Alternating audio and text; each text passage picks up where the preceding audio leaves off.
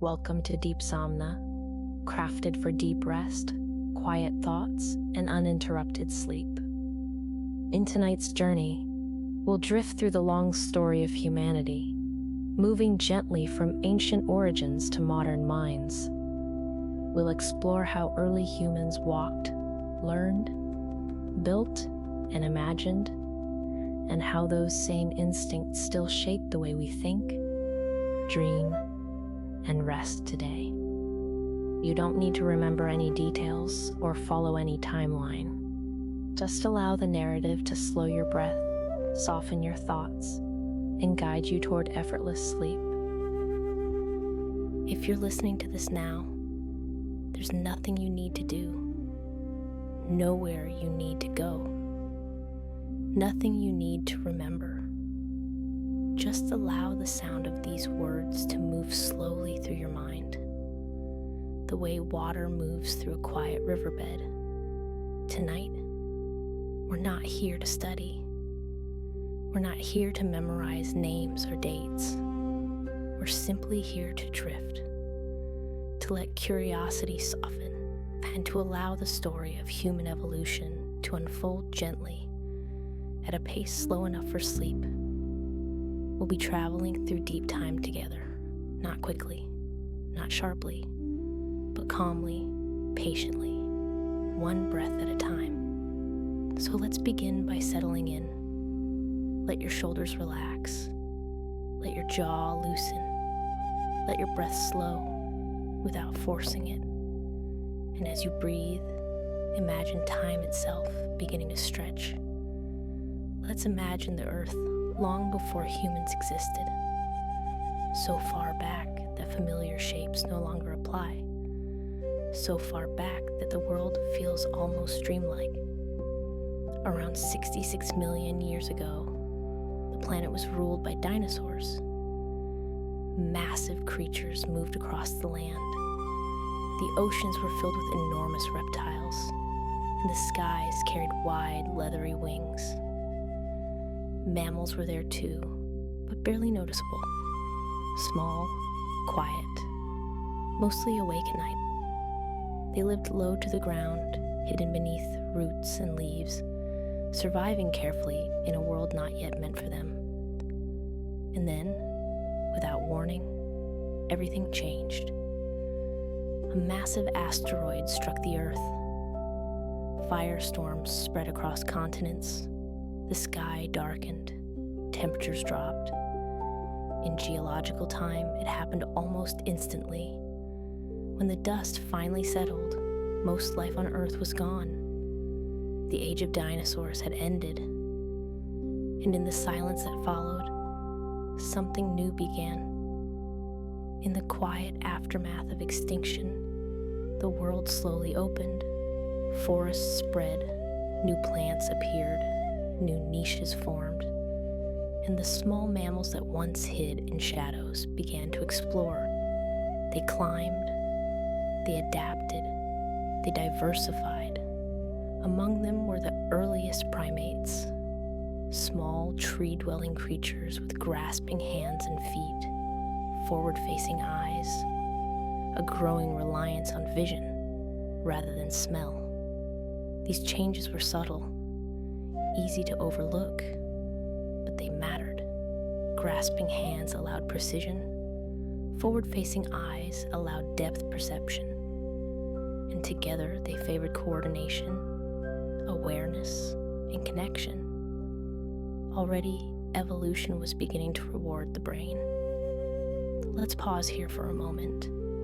Imagine life in the trees, branches swaying gently beneath weight, hands reaching carefully from one grip to the next, eyes judging distance in soft, filtered light.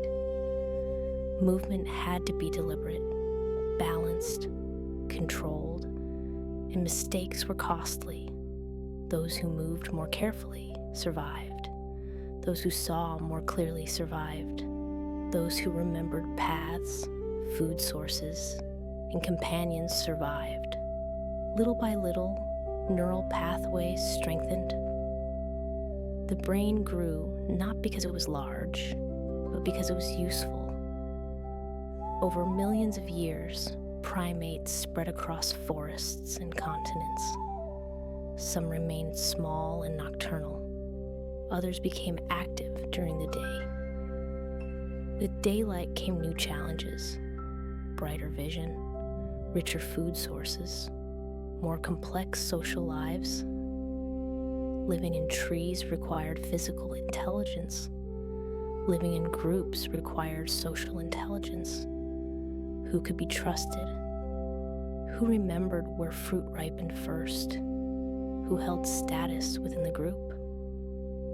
Navigation was no longer just about space. It became social. And with every generation, brains quietly adapted to solve these problems. Let's slow this moment down. There's no rush. Evolution never rushed.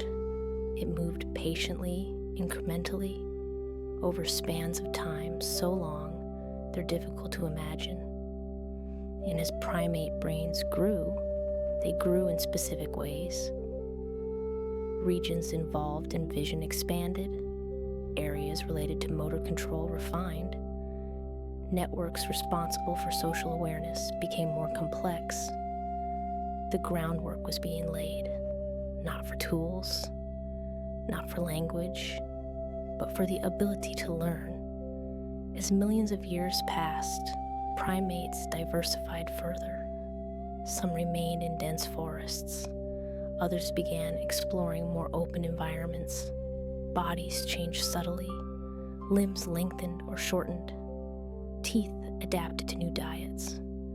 And slowly, among certain lineages, a new group emerged: the apes. Larger-bodied primates without tails, flexible shoulders, powerful arms.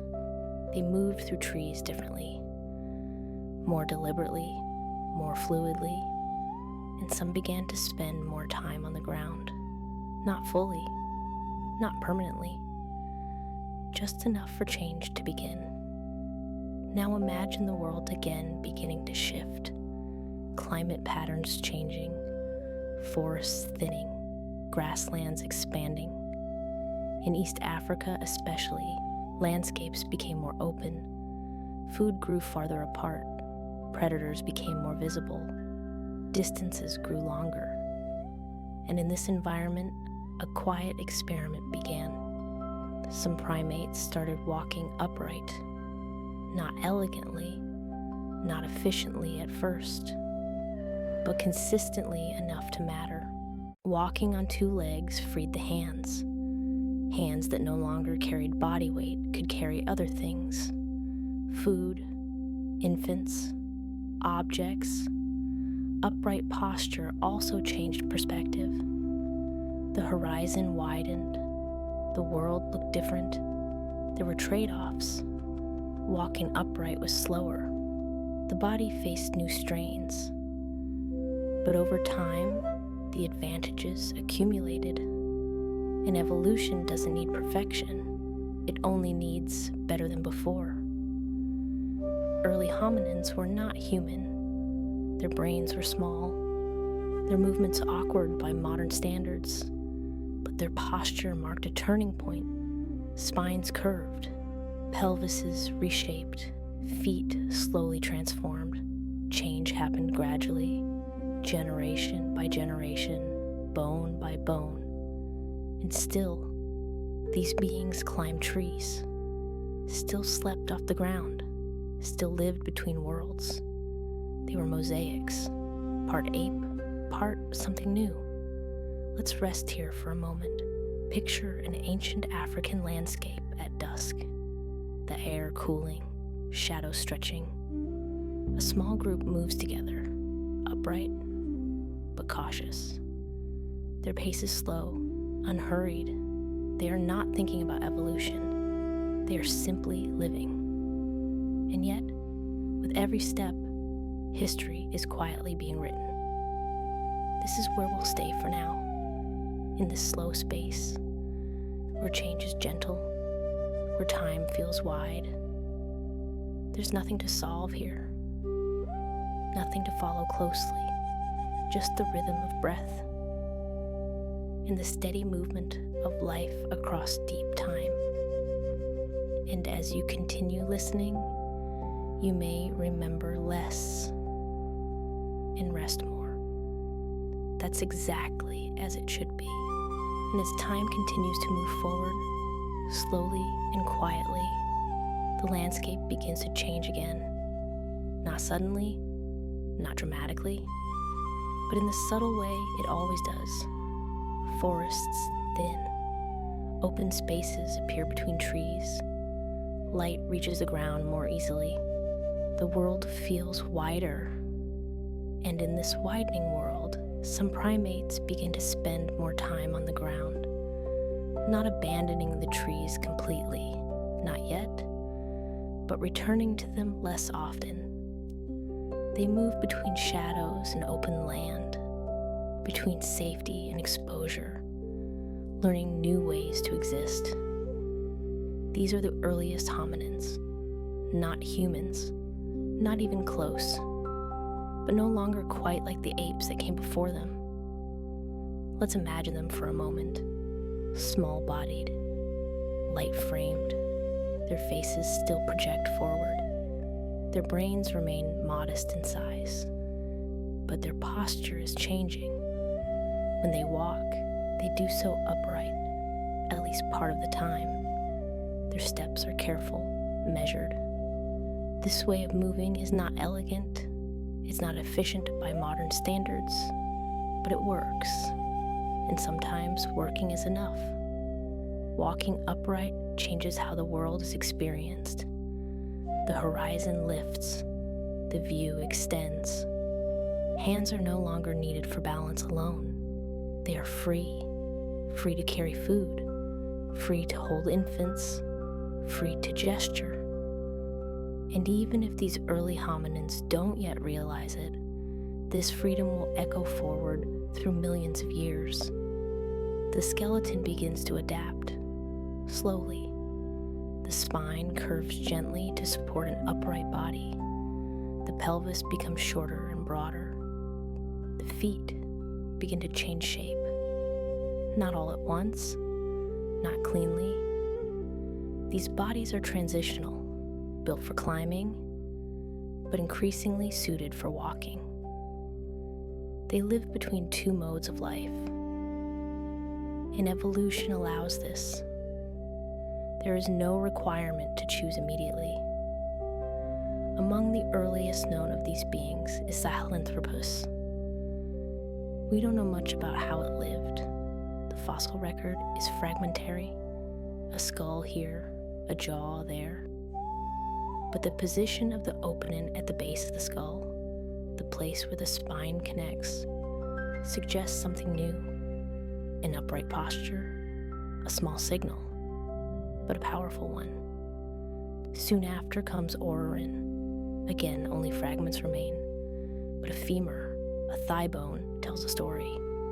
Its shape suggests weight-bearing, upright movement. The body was learning something new, not perfectly, but persistently. Then much later appears Ardipithecus, often called Ardi. Ardi's body is especially revealing. The pelvis shows adaptations for walking upright, but the feet tell another story. A grasping big toe, built for climbing. This is not a contradiction. It's a snapshot of transition, a body adapting to two worlds at once. Let's pause again. Picture a quiet woodland at dawn. Mist low to the ground, the air cool. A small figure moves slowly forward, upright, balanced, then moments later, climbs easily into the trees. This is not a mistake in evolution. This is flexibility. And flexibility is powerful. Over time, these early hominins spread across East Africa.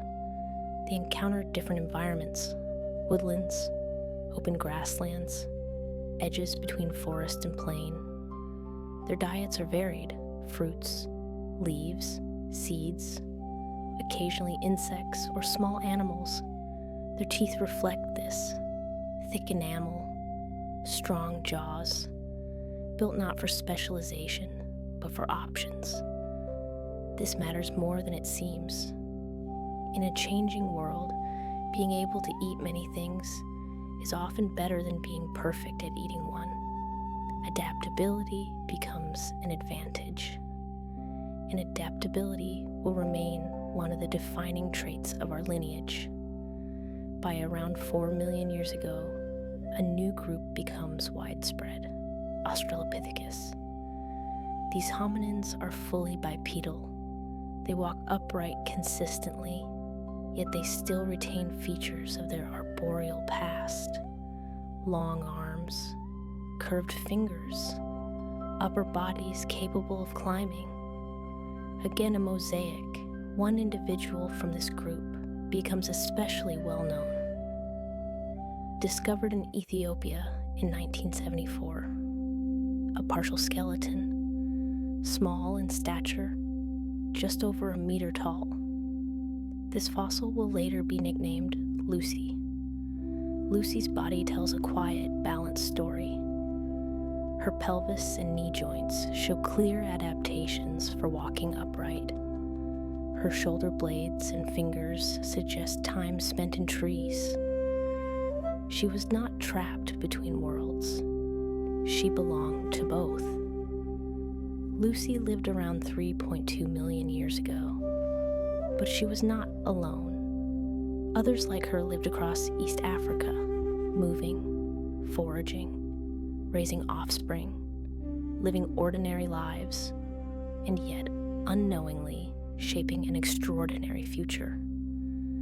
At a place called Litoli in modern-day Tanzania, something remarkable was preserved, a trail of footprints pressed into soft volcanic ash, then hardened over time. These prints show a bipedal gait, an arch in the foot, a forward-pointing big toe, a walk not unlike our own. What makes these footprints special is not just how they look, it's what they suggest. More than one individual walked together, side by side, a small group, perhaps a family. For a brief moment, behavior itself was captured, movement, togetherness, frozen in stone. Let's stay with that image.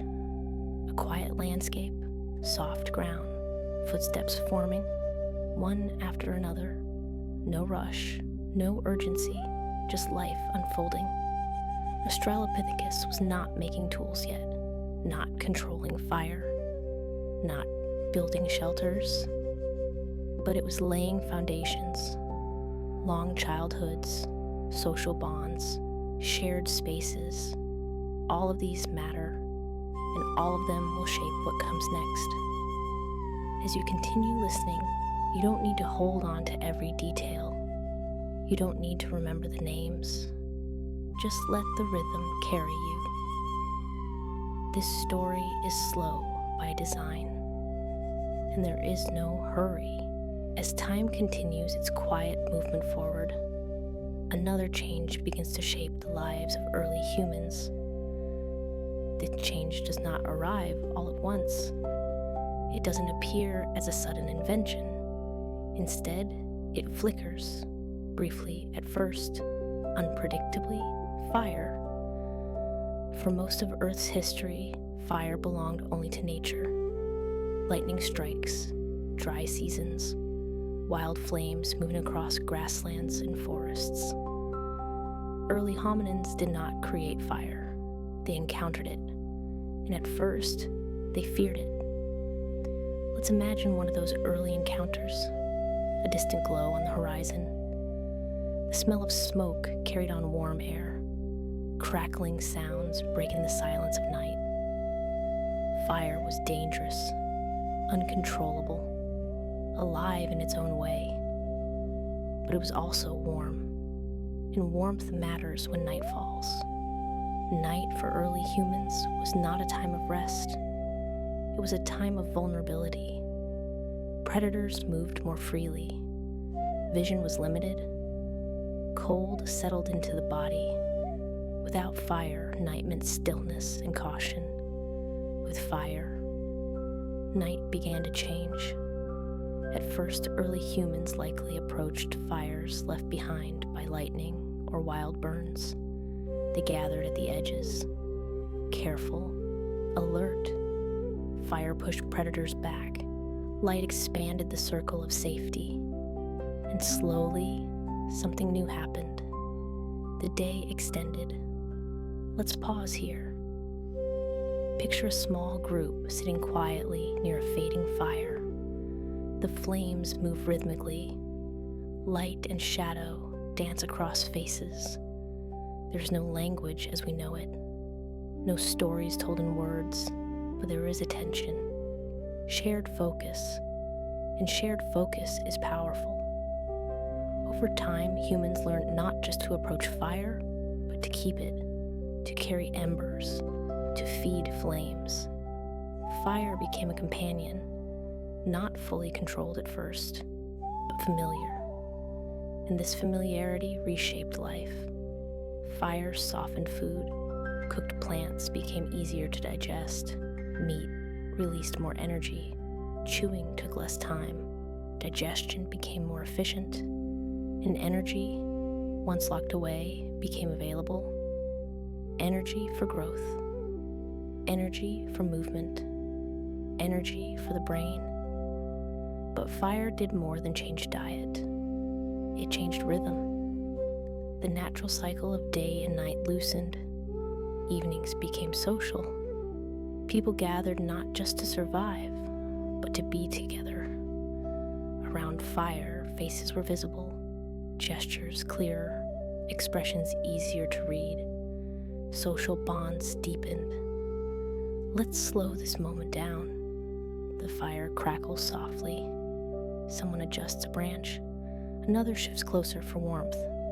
No rush, just presence. Night, once something to endure, becomes something shared. And sharing shapes the mind. Fire also changed space. Camps became centers. Places returned to again and again. Familiar ground. Memory anchored to location. This mattered. Because memory is the soil where culture grows. As generations passed, fire became more reliable. And with reliability came confidence. Confidence to explore, to travel farther, to remain active after sunset. Fire allowed early humans to enter new environments, cooler regions, higher elevations. Places once impossible became accessible. Let's imagine the night again. But now, it is different. The darkness remains, but it no longer dominates. Light flickers, shadows soften. The mind, no longer consumed by fear, begins to wander. Patterns in flames, sounds beyond the firelight. This is not yet imagination as we know it, but it is a beginning. Fire created a shared center, and around centers, systems form. Habits, expectations, routines, where to sit, who feeds the fire, when to rest. These small, repeated actions matter. They train the brain. Over long spans of time, fire reshaped bodies as well. Jaws became smaller, teeth less massive, guts shortened.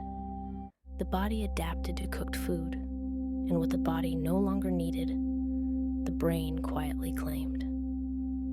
Fire, in this way, became a feedback loop. Better food supported bigger brains. Bigger brains improved cooperation.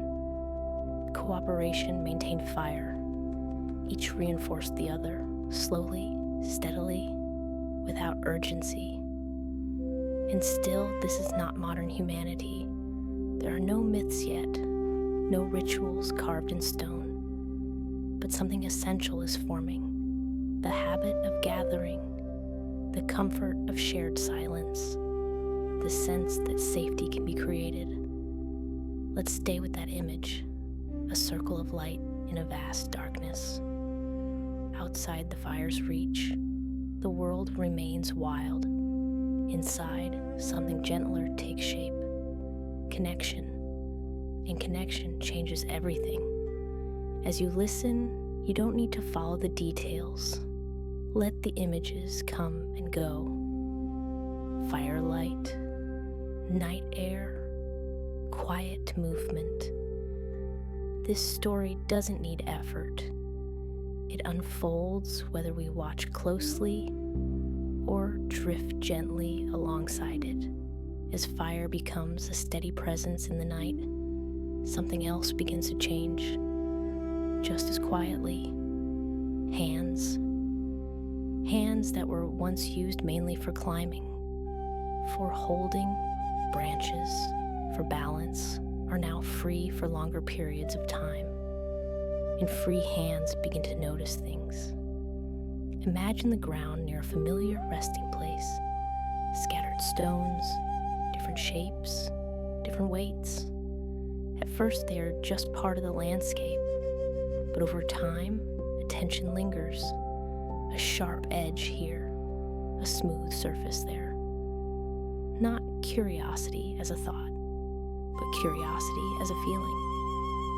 Early humans begin to pick up stones, not with a plan, not with instruction, simply experimenting, turning them over, feeling their weight. And sometimes, when one stone strikes another, something happens. A flake breaks away, sharp, useful. This moment is small, easy to miss, but it marks a shift. For the first time, an object is changed deliberately to serve a purpose, not reacting, but shaping. These earliest tools are simple, stone flakes, rough edges. They are not beautiful, they are not refined, but they cut, they scrape, they open, and that is enough. Let's slow this moment down. A hand holds a stone, another strikes it. There is sound, resistance, then release. A sharp edge appears where none existed before.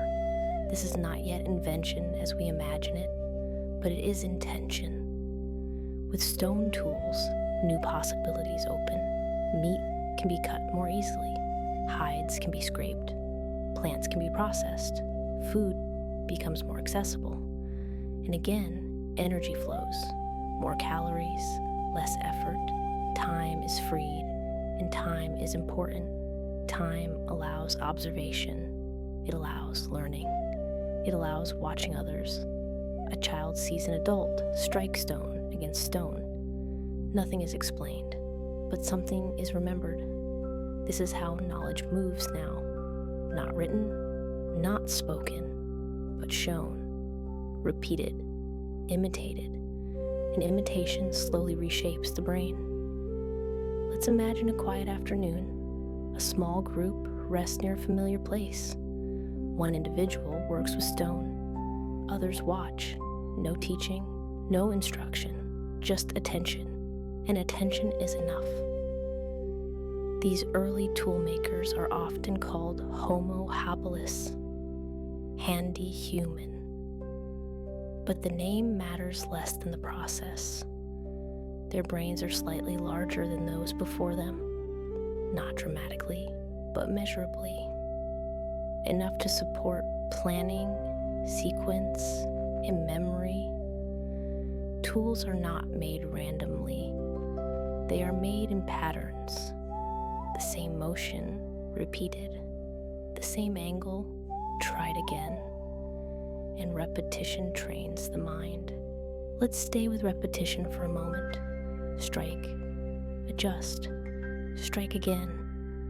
Each attempt slightly different, each outcome remembered. This is not logic, not reasoning. It is embodied learning, and it is powerful.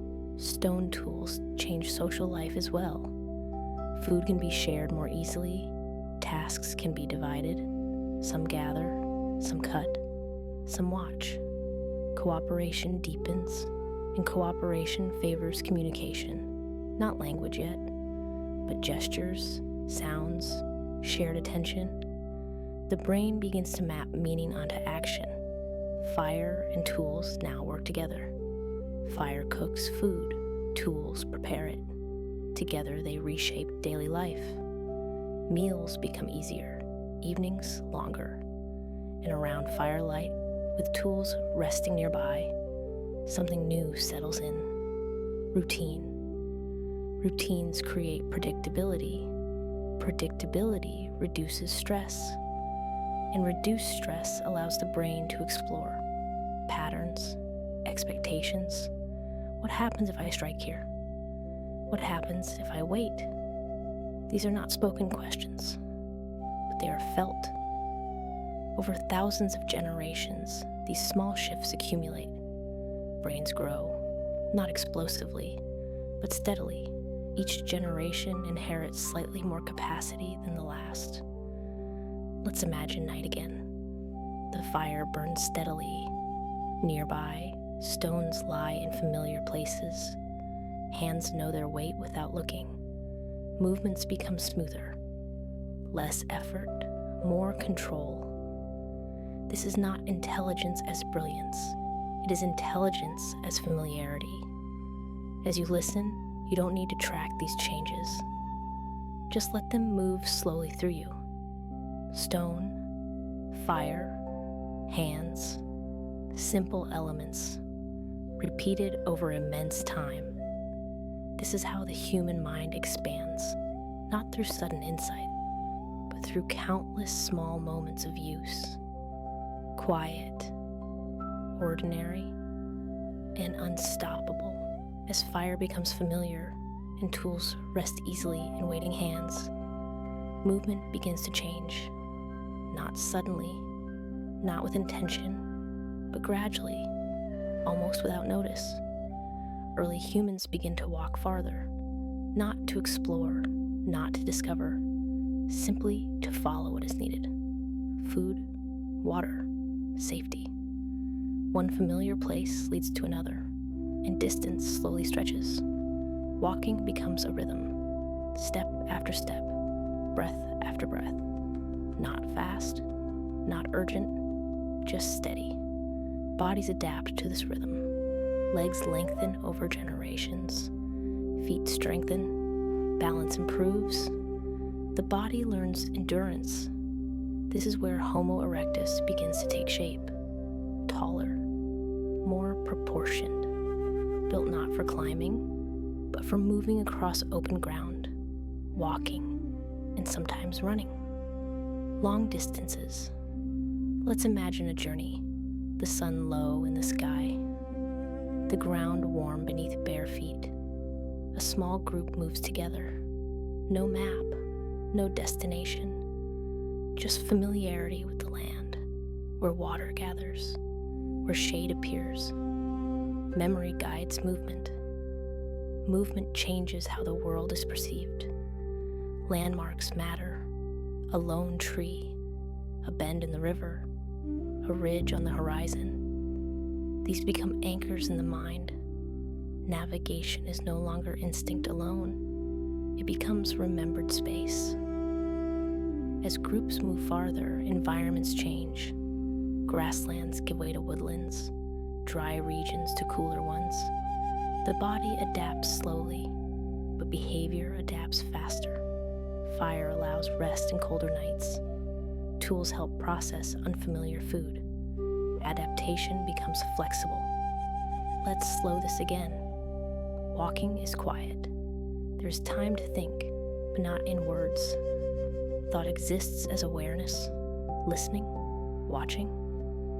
The mind remains open. Migration is not a single event. It is a pattern, a gradual spreading. One generation walks a little farther than the last. Children grow up where their grandparents never stood. And this feels normal. Over long stretches of time, humans leave Africa, not in one wave, but many. Slow dispersals, pauses, returns, new paths. Fire travels with them, sometimes carefully carried, sometimes rediscovered, but never forgotten. It remains the center. Wherever humans rest, light appears. Let's imagine night in a new land. Different sounds, different smells, but the same fire, the same warmth, the same circle of light. Familiarity travels with them. Movement reshapes social life. Groups split, groups merge, new faces appear, old connections fade, but cooperation remains. It must, because movement demands trust. Over time, the human world grows larger, not suddenly, but gently. The horizon keeps moving outward. As you listen, allow the sense of movement to settle in. No urgency, no destination, just steady motion through space and through time. Walking, resting, walking again, fire at night, stone in hand, the world widening slowly.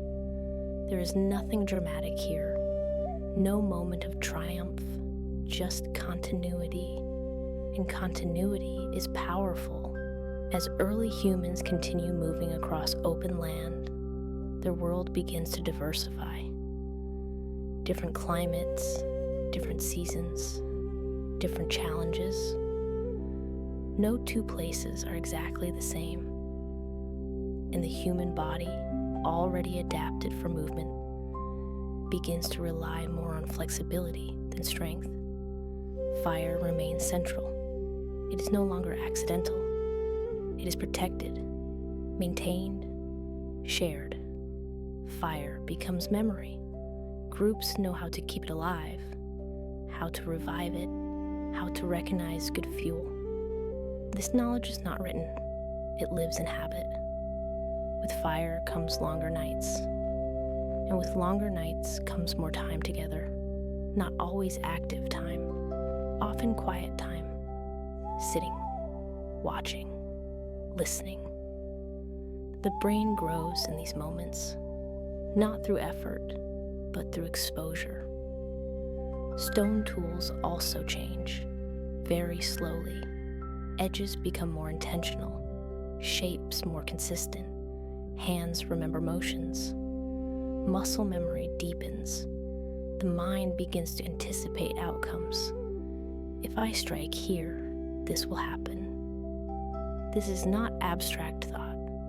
It is practical prediction. This period marks a deeper stage of Homo erectus. Bodies are tall, built for distance. Brains are larger than before, still small compared to modern humans, but capable of planning short sequences. Hunting begins to shift, not just scavenging, not just opportunity, but coordination. Groups learn to move together, to surround, to wait, to drive animals toward advantage. This requires timing, awareness of others, a shared sense of intention. Communication improves, still no true language, but sounds gain consistency, gestures gain meaning. The brain adapts to decode these signals. Let's slow this down. A group prepares to move.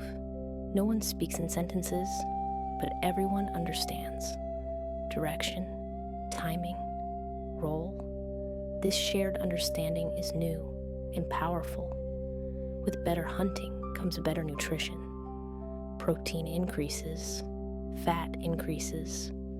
The brain feeds on this abundance, gradually, reliably, generation after generation.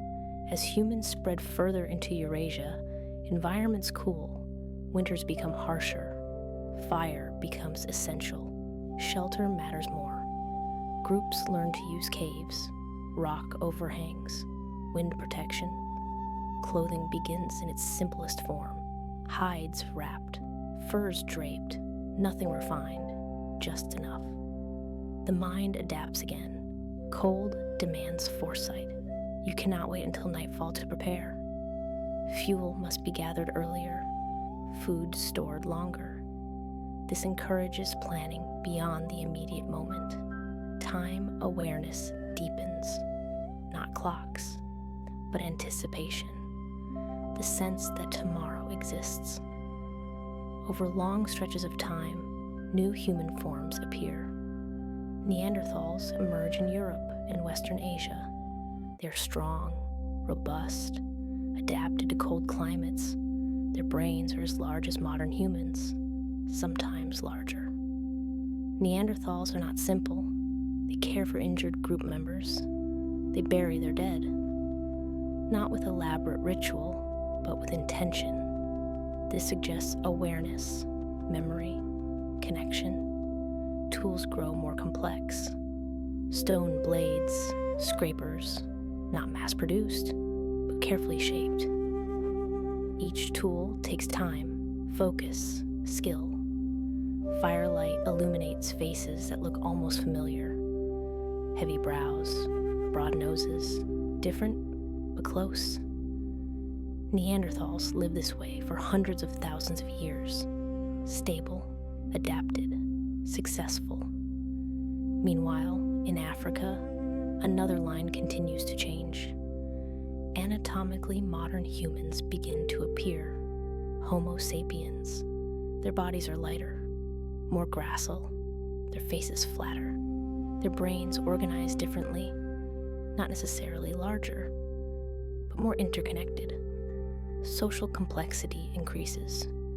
Groups become larger. Networks extend beyond immediate family. Trade begins in simple form. Objects move between groups. Stone from distant sources. Shells carried far inland. This movement of objects carries ideas, styles, preferences. Identity begins to form. Language emerges gradually, not suddenly. Words form over time. Sounds stabilize. Meaning becomes shared. This changes everything. Stories appear, not yet myths, but explanations. Why this place matters, why this animal is respected. Memory becomes cultural. Art appears, marks on stone, pigment on skin, patterns repeated, not necessary for survival, but powerful for connection. As modern humans spread, they encounter other humans, including Neanderthals. Sometimes they compete, sometimes they coexist, sometimes they interbreed. Traces of Neanderthal DNA remain in many people today. Over time, Neanderthals fade, not through sudden disappearance, but through gradual replacement, assimilation, loss. Modern humans continue across Asia, into Australia, eventually into the Americas, always carrying fire, always shaping stone, later shaping bone, wood. The pace remains slow. Thousands of years pass. Ice ages come and go. Sea levels rise and fall. Humans adapt again and again. Agriculture appears much later, a turning point, but also a cost. Sedentary life brings stability in disease, abundance in inequality. Civilizations rise. But that is another rhythm, another story. For now, we remain in deep time, where movement is slow, change gradual, and the human mind continues its quiet expansion. You don't need to follow the names. You don't need to track dates. Just allow the continuity. One form becoming another. One habit shaping the next. Fire still burns. Hands still shape. Feet still walk. This is not a story of conquest. It is a story of persistence. And it continues forward, not toward an ending, but toward complexity. As modern humans continue to spread across the world, life remains slow. There's no sense of destiny, no awareness of progress, only adaptation. Small adjustments made again and again. Groups settle near rivers or near coastlines, near open plains where animals pass. They learn the land through repetition. Seasons return, patterns repeat. The mind begins to expect change before it arrives. Tools become more refined. Stone blades are thinner, edges sharper. Bone and wood are shaped alongside stone. Nothing decorative yet. Everything functional. Fire is no longer questioned. It is assumed.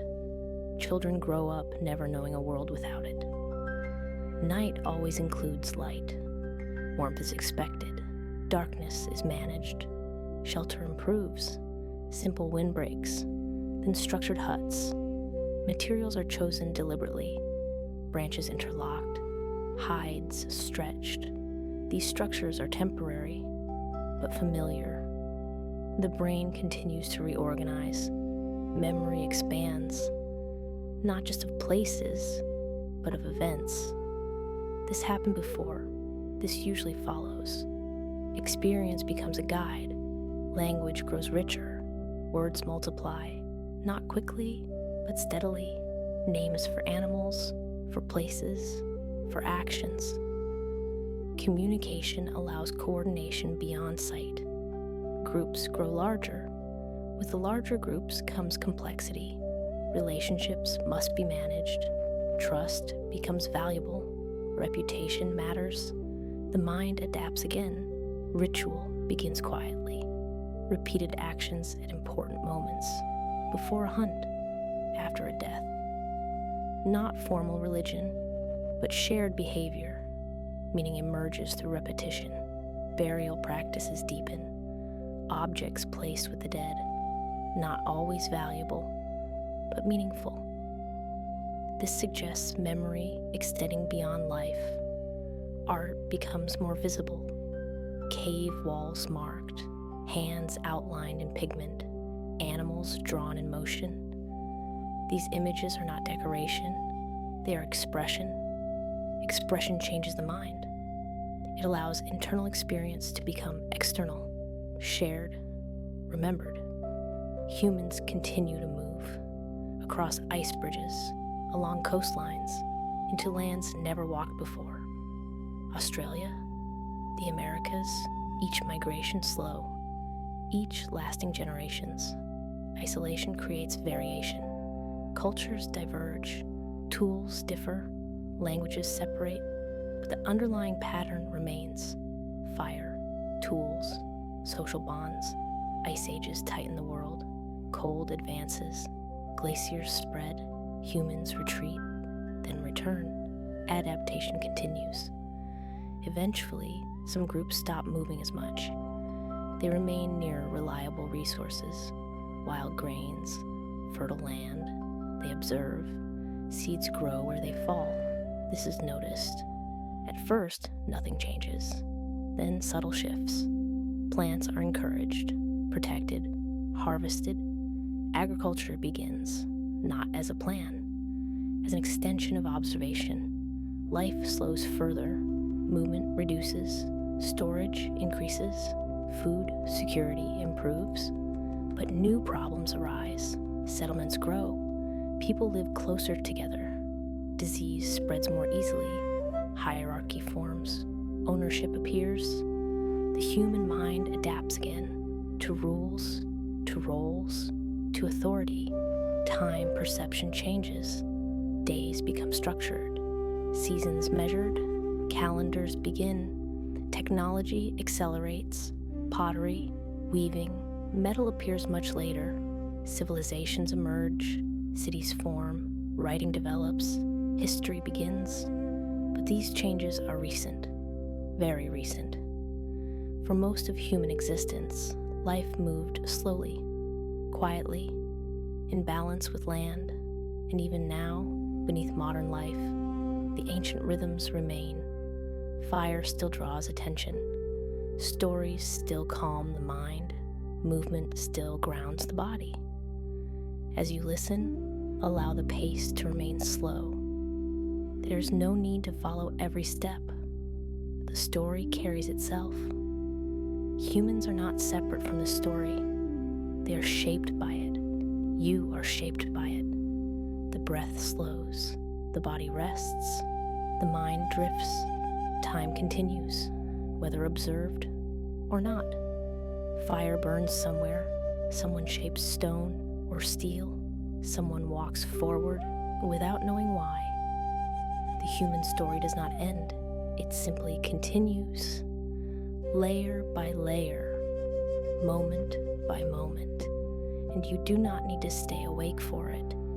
It will keep going on its own as some human groups remain longer in the same places. The land begins to feel familiar in a new way, not just as a path to move through, but as something that stays. Rivers return to the same banks. Seasons follow recognizable patterns. The ground begins to feel reliable. Wild plants grow again where they grew before. Seeds fall. Sprouts rise. At first, this is simply noticed, then remembered, then quietly encouraged. People begin to clear small areas, not farms, just spaces. They protect certain plants. They return to them. This is not invention. It is attention repeated over time. Gradually, harvesting becomes predictable. Food is gathered from the same places. Storage begins. Simple containers, dried plants, preserved grain. The future feels closer now. With storage comes patience. You do not need to move immediately. You can wait. Waiting changes the mind. Children grow up in the same place their parents did. Land becomes familiar from birth. Memory stretches across generations. Houses become more permanent. Mud, wood, stone. Structures repaired instead of abandoned. The idea of home deepens. As populations grow, relationships multiply. You are no longer connected to everyone. Trust becomes selective. Rules begin to form. Not written, but understood. Agriculture spreads slowly. Not everywhere, not at once. Some groups resist it. Movement still feels natural to many. But where farming works, it stays. Villages appear, clusters of homes, shared spaces, paths worn into the ground. With villages comes specialization. Some people farm more, some shape tools, some focus on building. Roles become distinct. Identity expands beyond family. Time becomes structured. Planting, harvest, cycles measured more carefully. Observation turns into planning. As villages grow larger, early towns emerge. Walls appear, not for war at first, but for protection and definition. Trade begins. Goods move between settlements. Stone, clay, food, ideas travel with them. Writing begins slowly. Marks used to count, to track. Not stories yet. Records, memory externalized. Once memory leaves the body, something changes. The mind is freed to imagine. Early cities form near rivers, the Nile, the Tigris, the Euphrates. Water supports life. Life gathers, hierarchies appear, leadership solidifies, power concentrates. This is not planned. It emerges. Religion forms alongside authority, not suddenly, but through shared explanation. Why floods come, why crops fail, stories stabilize fear, monuments rise, stone stacked, labor organized. The collective mind expresses itself physically. Writing evolves. Symbols gain sound. Language becomes permanent. History begins. The human sense of self changes again. You are no longer just part of a group. You are part of a lineage, a society, a story. As civilizations rise, they also fall. Drought, war, disease, nothing lasts, but knowledge accumulates. Across continents, cultures develop independently. Different gods, different languages, but similar patterns. Philosophy emerges. Questions turn inward. What is life? What is mind? Science begins as observation. Patterns noticed, recorded, tested. Technology accelerates. Metalworking, wheels, navigation. The world shrinks, empires rise, expand, collapse, again and again. Meanwhile, the human brain remains largely the same. Biology stabilizes, culture carries the change now. The modern world begins to take shape. Industry, machines, energy extracted at scale. Cities grow massive. Artificial light replaces fire, but the mind still responds to flame. Information moves faster than bodies. Words travel instantly. Connection becomes abstract. The modern human lives surrounded by systems, rules, schedules, screens. Yet beneath it all, ancient rhythms remain. The body still seeks rest. The mind still calms with stories. Consciousness becomes a question. Not just what we do, but what we are. Neuroscience studies the brain. Psychology studies experience. Still, no final answer. Modern humans are both ancient and new. Stone tools replaced by digital ones. Fire replaced by electricity. But the nervous system remains. Sleep still restores. Repetition still soothes. Slow rhythm still calms the mind. As you listen, remember, you carry all of this. Every adaptation, every habit. Your breathing slows the same way it did for people around ancient fires. Your mind drifts the same way it did under open skies. This is not regression, it is continuity. The human story is not about speed, it is about persistence. And it continues, not toward perfection, but toward complexity. There is no need to stay alert. The story will move without you. Modern humans dream, just as early humans once stared into firelight. And as the story continues forward, your awareness can gently fade. The world will still be here. As modern humans move deeper into settled life, time itself begins to feel different. Not faster, not slower, just heavier. Days begin to stack on top of one another.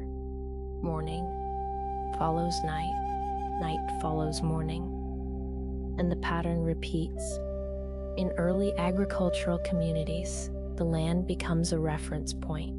People begin to think in seasons rather than journeys. Spring brings preparation. Summer brings care. Autumn brings harvest. Winter brings waiting. Waiting becomes part of life. Waiting changes the mind. When movement slows, attention turns inward. People notice thoughts more often. Feelings linger longer. Memory deepens. Early villages grow not just outward, but inward. Social rules become more complex. You must remember who owes what, who belongs where, who can be trusted. The human brain adapts again. It becomes better at tracking relationships, better at predicting behavior, better at managing tension. As villages turn into towns, strangers become common. Not everyone is known. This creates uncertainty, and uncertainty demands structure. Leaders emerge. At first, naturally, the strongest, the most experienced, the most persuasive. Over time, leadership becomes formal. Titles appear. Authority settles into roles. With authority comes organization. Tasks assigned. Resources controlled. Order replaces improvisation. Writing grows in importance. Not for poetry yet, but for control. Records of grain. Records of labor. The written word becomes power. Time becomes something to measure. Days counted. Seasons marked. Calendars appear. Time is no longer just felt, it is tracked. As cities grow, sound changes, voices overlap, tools strike stone, animals crowd spaces. The environment becomes louder. The human nervous system adapts to constant stimulation. Alertness increases. Stress appears. Religion grows deeper. Not just explanation, but comfort. Stories provide meaning. Meaning calms fear. Gods reflect the environment. River gods, sun gods, storm gods. Humans project their uncertainty outward. Rituals stabilize communities. Repeated actions soothe collective anxiety. Movement in unison, chants, silence. Architecture becomes symbolic.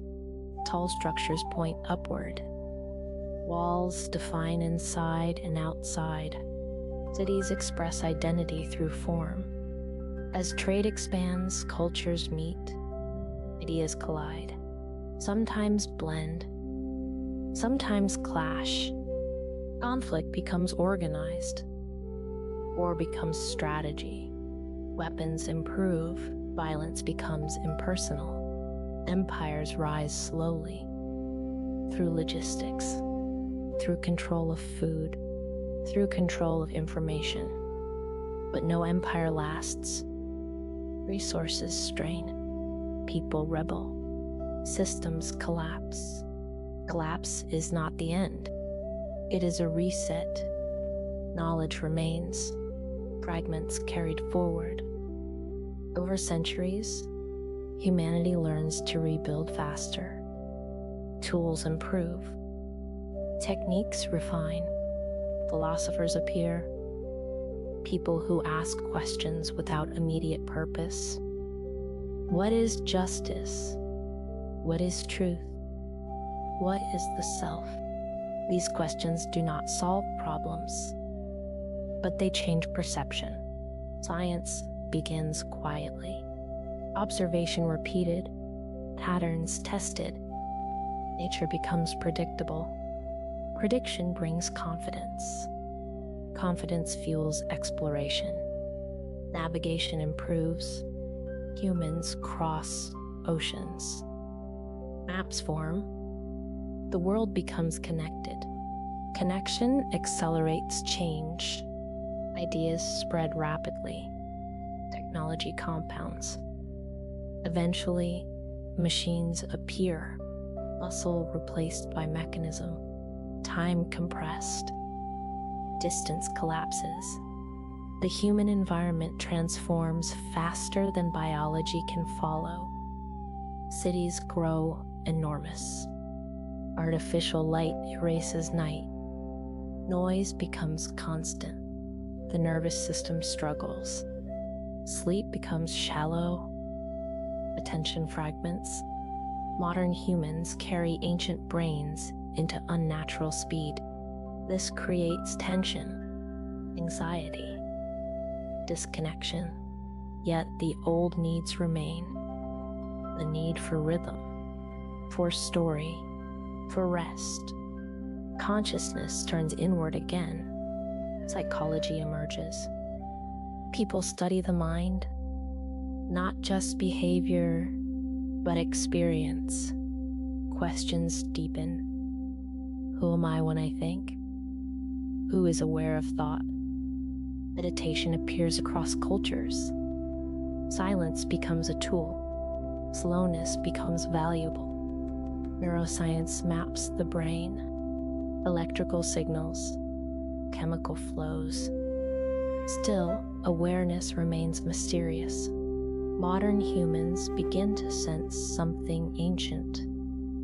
That beneath complexity, simplicity waits. Sleep becomes refuge. Dreams reconnect scattered thoughts. The mind restores itself. As you listen now, your body responds the same way it always has. Breathing slows. Muscles soften. awareness loosens its grip. You are not regressing. You are returning to baseline. The human story stretches behind you. Millions of years of adaptation, all carried quietly within your nervous system. There is no need to analyze it. Just let it exist. The world continues outside. Civilizations move. Technology evolves. But here, in this moment, time stretches. Thoughts become less important. Sensation fades. The story continues without effort. Humanity will keep changing, but rest remains essential. Fire once calmed the mind. Now rhythm does. And as this narration continues forward, you are free to drift. The story does not require attention. It does not end. It simply unfolds, slowly, gently, without urgency. Violence becomes impersonal. Armies move at the command of distant leaders, and decisions made far from the battlefield ripple outward across landscapes and lives.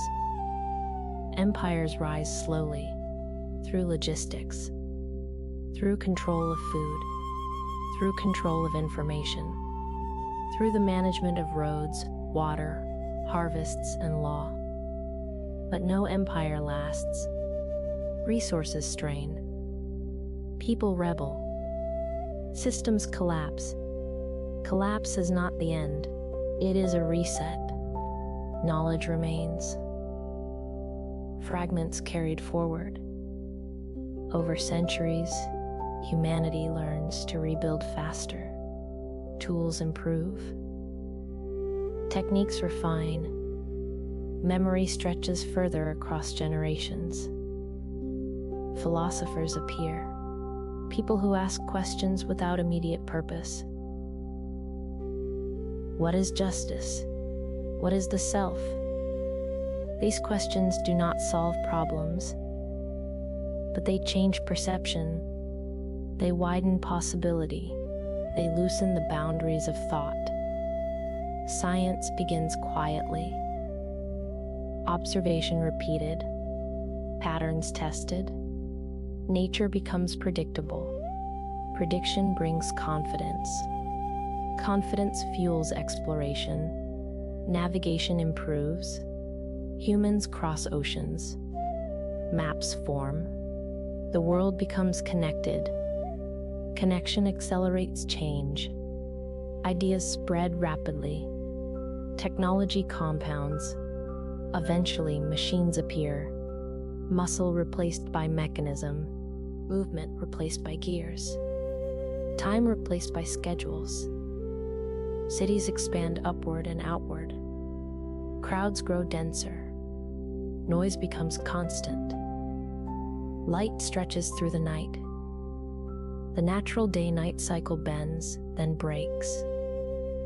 The human nervous system adjusts, but not fully. Ancient rhythms clash with artificial speed. Agriculture once tied humanity to seasons. Now electricity ties humanity to hours. People work beyond sunset. Rest becomes optional. But the body remembers. The mind remembers. Deep inside, older circuits struggle to interpret the new world. The brain was shaped for fireside stories, not factory bells. Slow rivers, not digital streams. Soft darkness, not unending glow. Yet humanity adapts again. Not biologically now, but culturally, mentally, structurally. Knowledge accelerates. Libraries become laboratories. Laboratories become networks.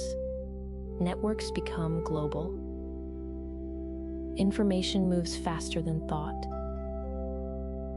A question asked in one place is answered in another almost instantly. Curiosity no longer waits. But despite the speed, something ancient persists.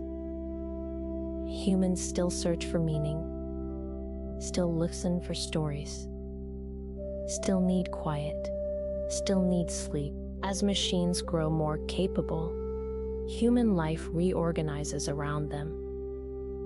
Work shifts from physical to mental. Memory shifts from internal to external. Stories stored in stone tablets become stories stored in silicon. Yet the need for connection never disappears. Communities form in new ways, across distance, across time zones. Humans adapt socially just as they once adapted physically, but adaptation has a cost. Pace increases, attention fragments, anxiety rises. The mind, overloaded, begins to crave slowness, craves rhythm, craves continuity, craves what ancient fires once provided. Humanity steps deeper into modernity. Trains, cars, planes, satellites. The world shrinks again, but identity grows more complex. People ask new versions of old questions. People ask new versions of old questions. Versions of old questions. Tilaisk slain. Politicin Rithaval. Hestil. Who am I in a world this large? Who am I when everyone is connected? Who am I when information never stops? And beneath these questions lies an even older one. What does it mean to be human now? Technology continues. Electricity becomes essential. Computers emerge. Early machines the size of rooms shrink into devices held in one hand. Voices cross continents instantly. Images travel the world in seconds. The boundaries of presence blur. Humans exist both here and elsewhere, physical and digital, connected and isolated.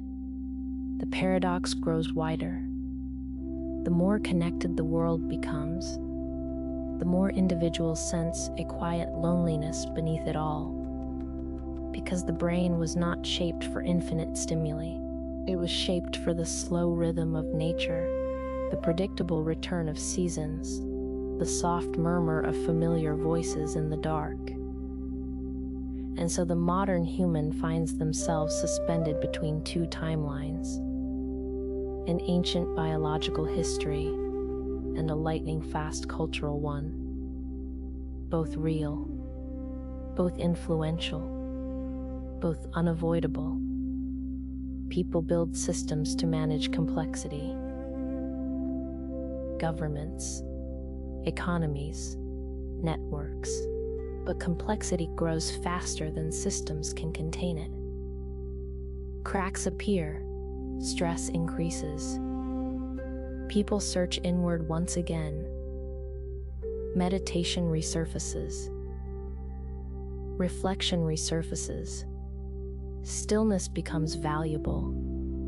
Because stillness is rare, the mind begins to explore itself. Consciousness becomes a field of study. Scientists map neural pathways, electricity in the brain, chemicals that create emotion, yet the core mystery remains unchanged.